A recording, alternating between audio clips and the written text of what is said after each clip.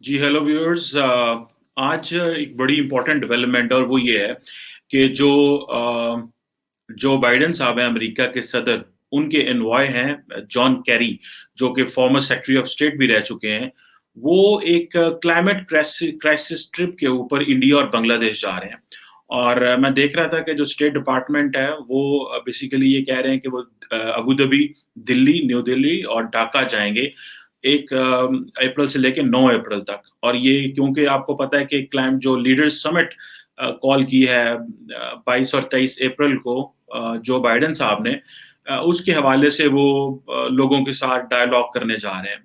अच्छा, इम्पोर्टेंट चीज़ ये है कि ज़ाहिर-सी बात है, जो इसमें पाकिस्तान को नहीं बुलाया गया। और मैं पाकिस्तान की ऑफिशियल स्टेटमेंट देख रहा था जो कि हमारे फॉरेन ऑफिस की तरफ से आई है, which is not very encouraging. लेकिन जो हम अपनी अच्छाई बताने की कोशिश कर रहे हैं, वो ही हमारी कमज़ोरी है।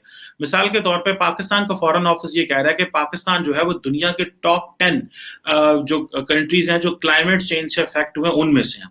और इसी के साथ-साथ वो ये कह रहे हैं कि we are one of the lowest emitters. हम सबसे कम जो है वो कार्बन डाइऑक्साइड यहाँ पे एमिट होती है, खारिज होती है पाकिस्तान में, जो कि 1% से भी कम है ग्लोबल एमिशंस की। तो दैट मीन्स कि इसका मतलब क्या है? इसका मतलब ये है कि जो ग्लोबल सप्लाई चेन है, ग्लोबल इंडस्ट्री है, जहाँ पे मैन्युफैक्चरिंग हो रही है, वो हम उसका हिस्सा नहीं है। देखिए, इंडिया इटसेल्फ जो है वो भी तो एमिशंस कर रहा है, लेकिन वो इसमें बड़ा केयरफुल पार्टिसिपेट करना चाह रहा है। इसके ऊपर भी मैं बात करता हूँ। लेकिन सबसे पहले बात जो है कि वो अवॉइड क्यों कर रहे हैं पाकिस्तान को। मैं इसमें थोड़ी-सी बात बताना ये चाहता हूँ कि पाकिस्तान ने कुछ गलतियाँ की हैं जो कि हमें नहीं करनी चाहिए थी। वो सबसे पहली बात तो ये है कि हमें दुनिया को ये बताना है कि जब हम 1 बिलियन ट्रीज़ लगा रहे थे इमरान खान साहब, और ये हमारी लीडरशिप की बहुत बड़ी कमज़ोरी है कि हम जो काम भी करते हैं, हम उसको मार्केट नहीं कर सकते। हमें ये नहीं पता कि जो ग्लोबल स्टैंडर्ड्स हैं वहां पे किस तरह अपनी चीज को कैश इन कराना है। फॉर एग्जाम्पल, अगर हमने 1 बिलियन ट्रीज लगाए हैं, तो हमें दुनिया में इसको प्रॉपरली कैश इन करना चाहिए था जी के ये तो एक सॉफ्ट पावर होती है किसी मुल्क की, दरख्त लगाना, क्योंकि हम तो हेल्प आउट कर रहे हैं दुनिया का वेदर ठीक करने में। और एक और बात, इंटरनेशनल कम्युनिटी जो है वो एक इंस्टीट्यूशनलाइज्ड आर्किटेक्चर में चलती है, इंस्टीट्यूशनल फ्रेमवर्क्स हैं। जो बड़ जैसे क्लाइमेट समिट है, ये एक इंस्टीट्यूशनल फ्रेमवर्क है। सो जब तक आप अपनी जो काम होता है उसको इंस्टीट्यूशनल फ्रेमवर्क्स के अंदर रजिस्टर नहीं कराते, दुनिया को नहीं पता चलता आप क्या कर रहे हैं। और क्योंकि हम इंडस्ट्री का हिस्सा नहीं है, जो ग्लोबल इंडस्ट्री हम उसका हिस्सा नहीं है, जो मॉडर्नाइज्ड इकोनॉमी हम उसका हिस्सा नहीं है, तो definitely the world will never understand कि हमने क्या किया है या हमारे पास क्या है। सो मार्केट नहीं कर सके। और ये जो इंस्टीट्यूशनल मैकेनिज्म है, हम उसमें अपने आप को रजिस्टर ही नहीं कर सके, तो उनको क्या पता है कि हम क्या कर रहे हैं। और क्योंकि हमारे पास इंडस्ट्री नहीं है, हमारा फॉरेन ऑफिस कहता है कि हम दुनिया की 1% से भी कम जो है वो कार्बन एमिशन कर रहे हैं, which means we are not part of the emission. America वहां से क्यों निकल गया था, वो यही वजह थी। प्रॉब्लम यह है कि जॉन कैरी ने भी अवॉइड किया, और किसने अवॉइड किया, जो सेक्रेटरी ऑफ डिफेंस थे अमेरिका के, वो इंडिया से सीधा अफगानिस्तान चले गए और अवॉइड किया। पाकिस्तान में यहाँ बड़ी बहस हो रही है भाई कि अमेरिका के साथ तो हमारे अच्छे ताल्लुकात थे, तो ये क्या हुआ, ये किस तरह की बात है। ये मेरा ख्याल है हमें अपनी पॉलिसी जो है वो उसको थोड़ा सा रिवाइज करने की जरूरत है। हमने दुनिया को और अमेरिका को शायद फॉर ग्रांटेड लिया हुआ, और हम समझ रहे हैं कि शायद दुनिया ऐसी चलती जैसे माजी में चलती रही है। सबसे पहली बात, ये पॉइंट जो है कि जो हमारी स्ट्रेटेजिक लोकेशन है, this is of no value of for the west. मगरब के लिए और अमेरिका के लिए जो पाकिस्तान की जो स्ट्रेटेजिक लोकेशन है उसकी कोई वैल्यू नहीं रही। एक वक्त था बड़ी वैल्यू रही है। सो ये मैटर नहीं करता कि हम कहां पे हैं, ये मैटर करता है कि हम क्या हैं और हमारे पास क्या है दुनिया को देने का। अगर इन दोनों चीजों में हम फर्क महसूस कर लेते आज से 5-10 साल पहले या 20 साल पहले, तो हम अपने स्ट्रक्चर को, इकोनॉमी को, अपरेटस को उस तरह से रिफॉर्म करना शुरू कर देते। सो जो चीजें मैंने इस डिस्कशन के लिए, वीडियो के लिए कुछ पॉइंट्स निकाले, वो समझने की जरूरत है। अमेरिकी एडमिनिस्ट्रेशन जो है उसको ये उसके जहन में पाकिस्तान की अब वैल्यू नहीं रही, क्योंकि वो समझते हैं Afghanistan is not important to them. और सो एक चीज तो वो जो हो गई, हमने जो लोकेशन का था, वो जो जनरल मुशर्रफ का टाइम था, एक कॉल आई और हम वो उसमें एंटर हो गए, वो गॉन आर द डेज। अब वो अमेरिका को उसकी जरूरत नहीं है। सो और मजे की बात है, देखा जाए तो जो पाकिस्तान की जियो स्ट्रेटेजिक लोकेशन है, it has been a liability for Pakistan. ये हमारे लिए लायबिलिटी रही है, क्योंकि इसने एटलीस्ट हमें पिछले 40-45 साल जंगों में उलझा के रखा। बेशक कोल्ड वॉर के जमाने में हो, और बेशक ये पिछले 18 साल फॉर सम रीजन हम पीछे रह गए, क्योंकि हम जंगों में इन्वॉल्व रहे, और हम ये कहते रहे जी कि हमारी जियो स्ट्रेटेजिक इंपॉर्टेंट है, अमेरिका को हमारी जरूरत है, अमेरिका को हमारी जरूरत है। अमेरिका को हमारी जरूरत अगले ऑपरेटर्स में नहीं है, वो आपको नजर आ रहा है। सो अगले ऑपरेटर्स में क्या है और हमें क्या करना है, उसको हमें कोई उसके बारे में डिस्कशन ही नहीं है। फॉर एग्जाम्पल, अभी जो इंपॉर्टेंट पूरी दुनिया में डिस्कशन हो रही है, वो तो इंडो पैसिफिक की हो रही है, और Pakistan can be part of Indo Pacific अगर हम थोड़ा सा लॉन्ग टर्म सोचें। हम वो किस तरह उसका हिस्सा बन सकते हैं? देखें, वी शेयर 700 किलोमीटर लंबा हमारे पास समंदर है, ठीक है जी, हम वो शेयर करते हैं। So we have a navy.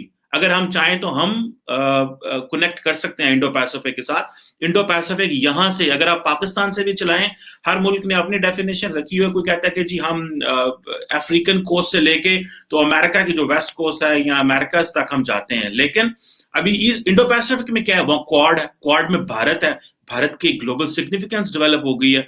अभी आप ये देखें कि मिडिल ईस्ट जो बहुत इंपॉर्टेंट हुआ करता था, वो इंपॉर्टेंट नहीं रहा। सो वो जो हमारी सारी इक्वेशन थी, पाकिस्तान, अफगानिस्तान, मिडिल ईस्ट, और ये सारा ये खत्म होती जा रही है। अभी देखें कि जो अमेरिकन हैं वो तो पोस्ट ऑयल वर्ल्ड की बात कर रहे हैं, वो तो रिन्यूएबल एनर्जी की बात कर रहे हैं, वो तो इन्वेस्टमेंट की बात कर रहे हैं कि हमें जो है इन्वेस्टमेंट चाहिए, हमें तो इंफ्रास्ट्रक्चर, जो मुमालिक रिन्यूएबल में इन्वेस्टमेंट करेंगे उस तरह का इंफ्रास्ट्रक्चर रखेंगे, जो हम तो वहां पैसा लगाएंगे और उनके साथ इंगेज करेंगे। वो पाकिस्तान के साथ क्यों इंगेज करेंगे? वो तो तेल पे डिपेंडेंट ममालिक के ऊपर भी सख्तियां करना चाह रहे हैं। सऊदी अरब पे कितना जो टफ पोजीशन जॉन कैरी ने, उसने, जो बाइडेन ने ली है। So this is something which is very concerning for Pakistan. हमसे गलती क्या हुई है कि हमने जो इंपॉर्टेंट चीज जो हम नहीं कर सके, we couldn't reinvent ourselves or we couldn't redefine Pakistan. Pakistan में दहशतगर्दी नहीं हो रही, लेकिन इवन देन हमारी जो ग्लोबली जो पोजीशन है उसको हम अपनी स्ट्रेंथ नहीं डेवलप कर सके।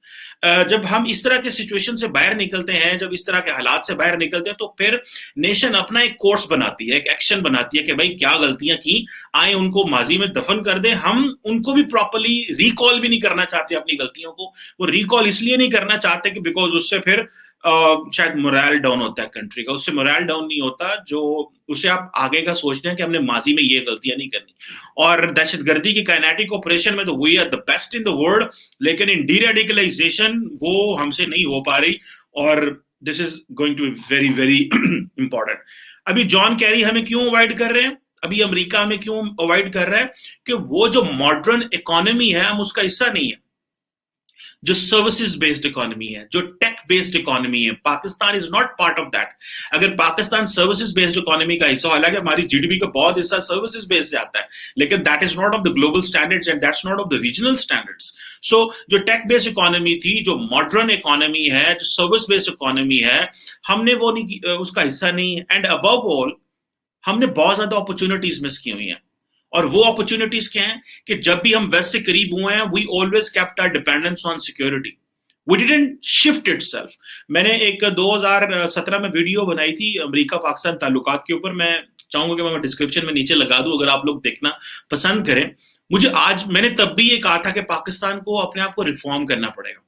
अगर हमने रिफॉर्म ना किया तो मामला बड़े बिगड़ जाएंगे हमारे साथ। सो आज देख लें कि जॉन कैरी ढाका जाएगा, जॉन कैरी दिल्ली जाएगा, जॉन कैरी अबू धाबी जाएगा, लेकिन जॉन कैरी इस्लामाबाद नहीं आएगा, because it don't find us in a new global framework में हम है नहीं है। हम हो सकते थे उसका हिस्सा, but our habit of not thinking long term is a challenge, and our habit कि जी हमने लॉन्ग टर्म नहीं, और फायर फाइटिंग पाकिस्तान सारा टाइम करता रहता है, दैट इज अ चैलेंज। जो इन्वेस्टमेंट्स हमने यूनिवर्सिटीज में की, आज भी हमारी यूनिवर्सिटीज में यही कहा जा रहा है जी कि वो HEC का बहुत पैसा दिया हमने। माजी में जनरल मुशर्रफ के दौर में पैसा ज्यादा जाता क्योंकि उस वक्त बाहर से पैसा आता था, लेकिन वो सारे लोग PhD होके बाहर चले गए, ब्रेन ड्रेन हो गया, या हम उसको साइंटिफिक जो डेवलपमेंट्स है उसमें इस्तेमाल नहीं कर सके। और अबव ऑल जो पाकिस्तान की सबसे बड़ा प्रॉब्लम रहा है, मेजॉरिटी ऑफ द पाकिस्तान की जो पार्लियामेंटेरियंस हैं, मेजॉरिटी की मैं बात कर रहा हूँ, वो तो सारे बिजनेस, वो हैं फार्मर्स हैं, लेकिन जो फार्मिंग सेक्टर है हम उसको भी रीइन्वेंट नहीं कर सके। आज के दौर में एक बात होती है जिसे हम बोलते हैं वैल्यू एडिशन। आपने दूध तो पैदा कर लिया, पर आप उसकी चीज बना रहे हैं कि नहीं बना रहे। आपने कॉटन तो पैदा की, आपने वो तो आप उसकी शर्ट बना रहे हैं कि नहीं बना रहे, दैट इज व्हाट मैटर्स। ये मैटर नहीं करता, ढाका जो है वो तो कॉटन ज्यादा इंपोर्ट करता है लेकिन वो शर्ट बनाता है, so that is a value. हम कॉटन से भी निकल गए। सो हमें जो चीजों की समझ है कि जो value addition. I was in Paris last year and I spoke to some Pakistani official there, उन्होंने मुझे ये बताया कि हम चाहते हैं कि पाकिस्तान से लोग आए फ्रांस में और वहां से चीज बनाना सीखें। और चीज जो है वो पाकिस्तान तकरीबन, if I am not wrong, मैंने पढ़ा था कि तकरीबन $2 अरब की चीज हम इंपोर्ट करते हैं। If not $2 Arab, $1 billion. I think I am mixing it in mobile import and चीज इंपोर्ट। सो अब अगर $1 या $2 अरब की चीज इंपोर्ट कर रहे हैं तो आप इमेजिन करें पाकिस्तान की कितना रेवेन्यू। और जितना पाकिस्तान में दूध बनता है, जितनी पाकिस्तान में दूध की खपत है, हम चीज नहीं बना सकते, but we don't know what is value addition. That is where के we miss the changes in making economy a very refined economy. हमने वो जो इकोनॉमी थी, जो मॉडर्नाइज इकोनॉमी करनी थी, हम we couldn't be part of that.